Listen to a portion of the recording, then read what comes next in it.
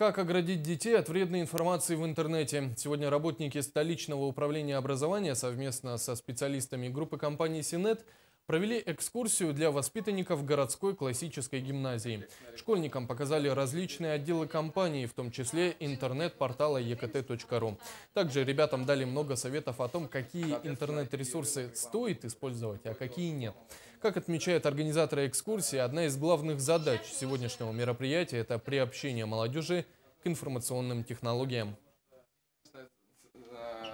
Это именно та сфера, где можно, скажем, за счет вложения интеллектуальных сил получить какой-то конкретный результат, и причем можно добиться этого результата не только на уровне республики, но и далеко за ее пределами.